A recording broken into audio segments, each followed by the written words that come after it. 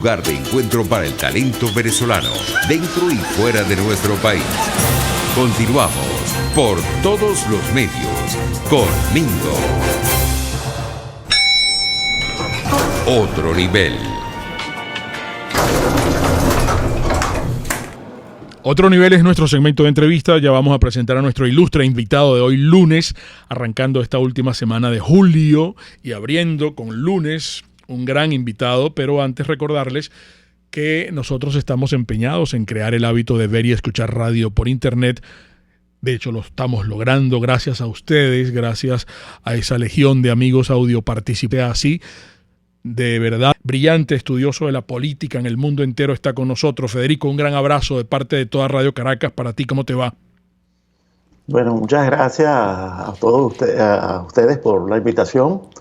Ya que soy tan brillante, les recomiendo usar lentes de sol durante la entrevista y un saludo a toda la audiencia. Mira, nosotros promovíamos este encuentro contigo y es un tema complicado, bueno, pero tú nos vas a dar una clase magistral, seguramente vamos a pisar algunos callos en esta conversación. El mundo vive un prostíbulo periodístico y Venezuela no es una excepción. Además, tomando en consideración tus trabajos recientes, también queremos vincular esto con la libertad, la religión, esa confrontación global que además hay un término que a nosotros nos gustaría mucho que tú nos explicaras. Lo estaba hablando con los muchachos en la preproducción del programa.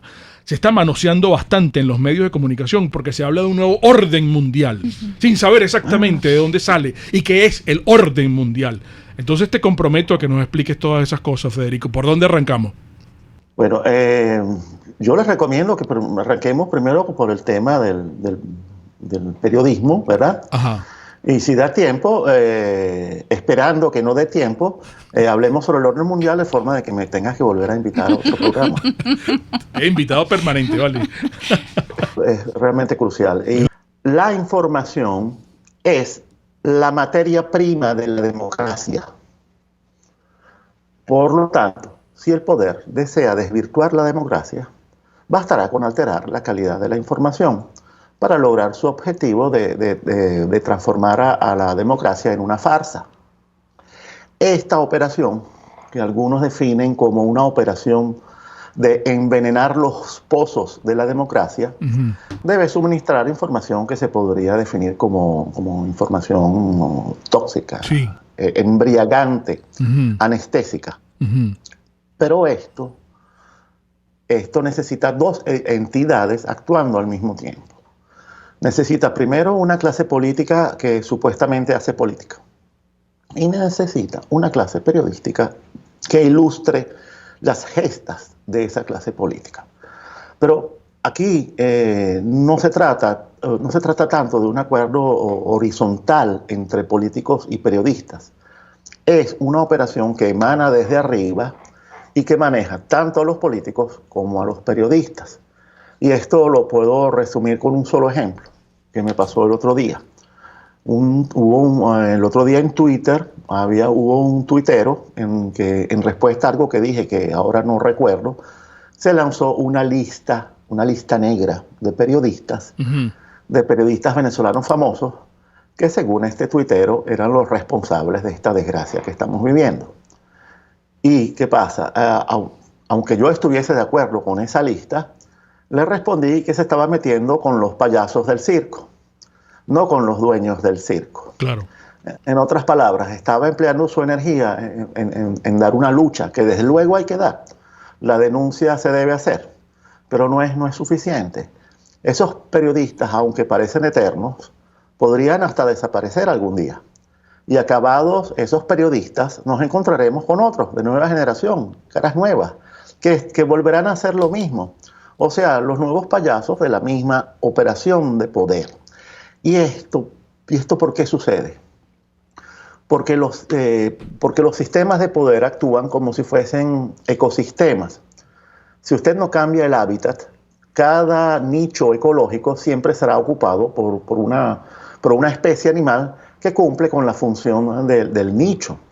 Esto significa que si se extinguieron los tiranosaurios y estos fueron sustituidos por tigres dientes de sable. Y se extinguen los dientes de sable y esos fueron sustituidos por leones. En otras palabras, al nicho ecológico no le importa la especie siempre y cuando cumpla su función dentro del ecosistema. Ahora bien, y es dentro de esto que acabo de explicar, hay algo muy importante que se debe captar y es la interdependencia. Me explico. O sea, así como los leones dependen de las cebras para sobrevivir, cierto periodismo necesita de ciertos políticos para sobrevivir. Y ambos se necesitan tanto que la evolución los va diseñando, los va perfeccionando, uno en función del otro. O sea, hacen equipo, pues, ¿no? O sea, es como una complicidad de los medios de comunicación con el poder. Es una identificación. Claro. O sea, los tigres dientes de sable tenían esos dientes porque tenían que cazar presas muy grandes, claro. políticos muy grandes. Los leones son así porque tienen que cazar cebras, que son más pequeñas. Pero si las cebras comenzaran a cambiar con el pasar del tiempo y se volviesen más pequeñas y más rápidas, en otras palabras, se transformaran en algo parecido a un antílope o a una gacela, entonces los leones ya no servirían. Porque para eso están los guepardos, los chitas, que son más pequeños, más esbeltos, más veloces. O sea, lo que yo quiero decir es que se van diseñando uno al otro, ¿no? O sea, ¿por qué esta explicación? Porque este periodismo que tenemos hoy en día se explica con la clase política que tenemos. Claro. Está adaptado a esta clase política. Y este conjunto, periodismo, clase política, está determinado por un sistema de poder que, aunque ha ido variando con el pasar del tiempo, esencialmente sigue siendo el mismo desde hace más o menos 90 años en Venezuela, y me refiero al sistema rentista del petroestado. Hoy en día, además, es narcoestado y estado de traficantes, estado de mafias, lo que ustedes quieran Estado agregar. Criminal. Pero, sí, exacto. Pero se trata siempre de agregados a un sistema, a un modelo estructural, que es el rentismo. Y por lo tanto, no se puede comprender a los periodistas sin comprender a la clase política y sin comprender los poderes a los cuales sirven. Y toda esta trama no se puede comprender si no se comprende lo estructural, que es el estado rentista. Y entonces, ¿qué pasa? Todo lo demás es como caerse a golpes con un payaso o con un títere, lo cual tiene su lado un poco ridículo desde el punto de vista hasta estético. Imagínense a alguien cayéndose a golpes con un títere y termina enredándose con los hilos que mueven al títere, y los dos terminan enredados en el piso, mientras el titiritero desde arriba observa, suelta los hilos, abandona al títere y seguro se cae a carcajadas, porque a títere roto, títere puesto. Eso es, al momento, fíjense que no he hablado del tema de los medios, porque una cosa son los medios y otra los periodistas. Sí, pero fíjate, una cosa, eso siempre ha sido así, Federico, o estamos viendo mayores distorsiones en el mundo entero sobre ese particular. Yo recientemente conversaba con nuestro compañero Neomar Hernández y me acordaba de un humorista español que dijo en una oportunidad que la prensa es el cuarto poder. Sí, pero es el cuarto poder porque está controlada por los tres poderes anteriores. Entonces, ¿esto siempre ha sido así o cada vez está peor? ¿Dónde está la independencia de la prensa? Ok, te voy a explicar dónde ha cambiado esto. Esto siempre ha sido así desde que existen los medios de comunicación de masa, ¿no? Medios de comunicación de masa. El primero fueron los libros, la invención de la imprenta, ¿no? Claro. Si no quiere retroceder mucho, pero el primer medio de comunicación de masa fue el periodismo. ¿Qué es lo que pasa aquí? ¿Cuál es la diferencia hoy en día, ¿no? La diferencia que uno tiene que tomar en cuenta. Y es que hoy en día los periodistas, el periodismo ha adquirido una connotación de comunicación social que es distinta a la que existía antes de que apareciesen las redes sociales. Claro. ¿Por qué? Porque hoy en día ciertos periodistas que supuestamente lideran la creación de opinión, se han convertido en una criatura social que se llama influencer. Sí, un monstruo. En donde el supuesto periodista se ha transformado en un medio en sí mismo. Sí. Antes existían, todavía existe, por ejemplo, hay ejemplos en el pasado también, todavía existe eso que se llaman los periodistas ancla. Las anclas, los periodistas anclas, son polos de atracción para que el público se adhiera a cierto medio. Pero hoy en día tenemos al influencer, que es algo distinto, es una criatura distinta, y es algo muchísimo más aprovechable por parte del poder, de los sistemas de poder. ¿Por qué? Porque antes el poder, para poder comprar periodistas, tenía que comprar un medio o construir un medio. Y se trataba de una inversión importante desde el punto de vista económico. Había que comprar o construir una entera planta de televisión para sentar a tus anclas frente a la cámara. Y en los periódicos había que levantar todo un edificio con unas rotativas gigantescas y una estructura de distribución muy grande para hacerle llegar sus columnistas al público. Pero eso hoy en día no es así. La operación mediática se ha vuelto mucho más barata. Y se ha vuelto más barata aún porque en algunos casos basta con comprar a un influencer para llegar a todo un auditorio cautivo. Sí. Y es cautivo, y ese auditorio es cautivo porque la relación ya no es como periodista-oyente. O la relación ahora es líder-fanático. Y la realidad ya no es la realidad cotidiana y sus eternidades. La realidad ahora es pura arena política, donde cada día se presenta una novedad que debe barrer a la anterior, para que los fanáticos en las gradas del Coliseo no se aburran de su gladiador influencer. ¿Y por qué hablo del Coliseo? Porque volviendo a eso de que siempre ha sido así, nunca debemos olvidar el pan y el circo. Claro, y en todo esto que estás describiendo hay mucho dinero de por medio, ¿no? Bueno, sí, claro. ¿Cómo te lo explico? Estamos ante un fenómeno ¿qué pasa con este fenómeno de las redes sociales, ¿no? Estamos ante un fenómeno pero hay que decirlo, y tengo que decirlo, es bueno por un lado, pero tiene su lado siniestro. ¿Qué es lo bueno? Lo bueno es que hoy en día la comunicación social pudiese ser realmente social y la opinión pública pudiese ser realmente pública.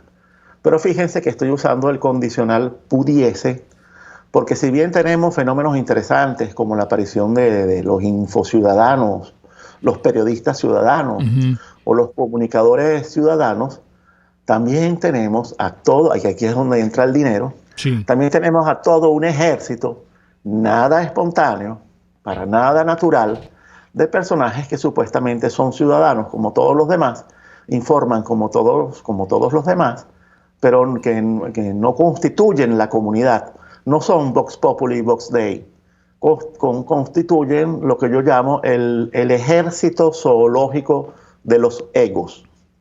¿Y por qué digo zoológico? Porque está constituido por criaturas exóticas de todo tipo, cada quien en su jaula de Instagram o de Facebook, sí, ¿no? Y en ese zoológico hay influencers y todos deben ser excéntricos. Hay representantes de toda la fauna de las minorías oprimidas, todos individuos que de una forma u otra son fieras, por eso están en sus jaulas. Y están allí no para reivindicar una diversidad, que sería lo cívico, sino para impulsar una ruptura en la sociedad y en la civilización. Por lo tanto, la naturaleza de este fenómeno no es cívica, sino militar. ¿Por qué? Porque la actuación de todos ellos parece individual, pero no lo es. Son un ejército. Colectiva. Y detrás de ese ejército, detrás de todo ejército, no importa cómo sea ese ejército, hay poderes. ¿No? Bueno, no sé si me desvío mucho un poco del tema, pero me interesaba recalcar dos cosas. Primero, que hoy en día al poder se le ha facilitado mucho su tarea de manipular y controlar a la sociedad. ¿Por qué? Porque tenemos periodistas baratos y políticos baratos. ¿Por qué digo que son baratos? Porque como no tienen valores, son baratos. Y ni hablar de los influencers, que son baratísimos. Y lo segundo que quería recalcar, y es importantísimo recalcar, es que al periodista profesional,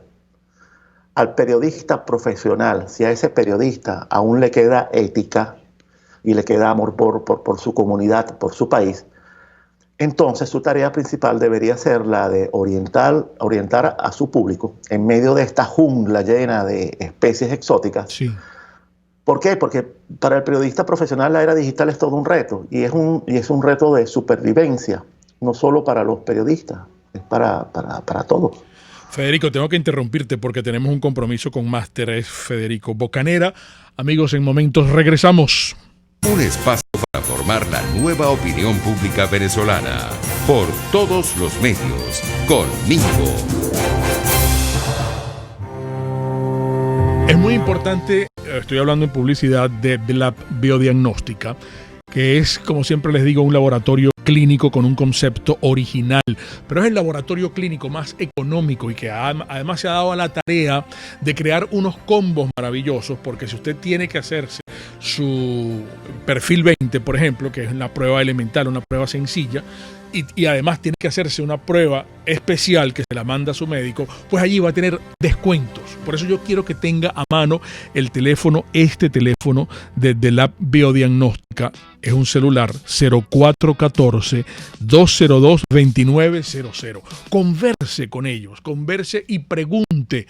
Además, para que usted pueda constatar, no me haga caso a mí solamente porque se lo estoy diciendo. Yo quiero que usted compruebe lo que yo le estoy diciendo, porque realmente es el laboratorio más económico de Lab Biodiagnóstica, un laboratorio clínico con precisión y confianza, y eso es clave a la hora de los resultados, que se los entregan el mismo día, todos los resultados en tiempo récord. Hablemos de Comercializadora Prada, que es todo en quesos y embutidos con la mejor relación precio-sabor. Les tengo una noticia. Llegó el arequipe artesanal que ofrece Wilfredo y Lucrecia, así que se lo llevan a su casa. Además, que usted que está comenzando la semana haga su pedido ya de toda la charcutería y todos nuestros quesos, pero también hay unos quesos maravillosos importados que han llegado, como el provolone dolce, el provolone picante o el parmesano grana padano en la boleta. ¿Qué le parece? Para que usted disfrute. Y usted dice, ¿me lo merezco? Claro que sí. Voy a llamar a Wilfredo y a Lucrecia de parte de Mingo a este número 0424-134-6035 y apóyenlos en su Instagram, que es wprada.ve. Hablemos de Produzca. Me gusta mucho hablar de Produzca porque ellos nos han enseñado desde un primer instante. Ellos están en Valencia, en su sede principal, pero también están en Maracaibo, en Puerto Ordaz. Nos han enseñado desde un primer momento que es clave identificar el riesgo en el área de trabajo. Y después, como siempre les he dicho, hay que elegir el EPP. ¿Qué es el EPP? El equipo de protección personal. Pero esto es muy importante. Tiene que cumplir con las normas internacionales y también nacionales comprobables, requeridas según el riesgo donde usted trabaje. Y después con nuestros amigos de Produzca, que le van a ofrecer todos los productos para la protección óptica a las manos, auditiva, a la cabeza, al cuerpo. En Instagram, @produzca.ve, www.produzca.com. Seguridad en tu empresa, de los pies a la cabeza. Puedes seguir nuestra programación a través de rcr.tv, la radio que se ve. Pluralidad contigo. Respeto contigo. Responsabilidd contigo. Libertad contigo. Estamos contigo y punto. De lunes a viernes a contigo. Solo por RCR 750 AM. Porque lo bueno une. RCR 750 AM. Porque lo bueno une. Un periodista espontáneo, frontal, observador, inconforme, con mucho que decir y escuchar. Regresamos por todos los medios con Mingo. Y con Federico Bocanera. Federico, vamos a apelar a tu capacidad de síntesis porque nos quedan unos 8 minutos de programa. Hay muchas inquietudes en nuestros distintos chats de las diferentes plataformas donde estamos transmitiendo nuestro programa. La gente te admira y te aprecia muchísimo todas tus consideraciones y todo tu conocimiento en política internacional. Te están pidiendo algunos comentarios que los vincules con el coronavirus y los medios de comunicación como poder para crear pánico, etcétera, y la cuestión de la peste chica. También te quiere saludar y quiere sumar más inquietudes de los amigos que están en sintonía con nosotros en estos momentos. Saludos, Federico. Por ejemplo, Erika, están preguntándote qué opinas del caso Globovisión y de los periodistas que siguen trabajando allí. Te preguntan también a quién necesita Henry Ramos y José Vicente Rangel. ¿Cómo es esa relación? Y cómo una sociedad se puede organizarse para defenestrar a un régimen militarista usurpador en un país como Venezuela. No, 3 programas más con Federico.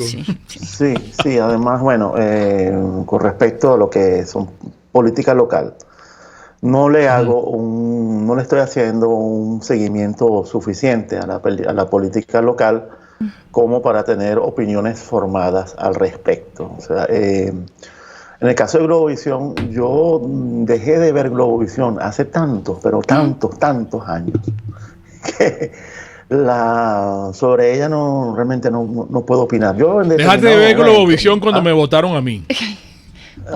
Bueno, mira, más o menos. O sea, no pasó mucho tiempo, ¿no? O sea, yo nunca soporté el formato de Globovisión, porque el formato de Globovisión en determinado momento se transformó en 100% manipulación, ¿no? Pero bueno, eso también sería muy largo de explicar. Cuando un medio se transforma 100% en un medio de manipulación.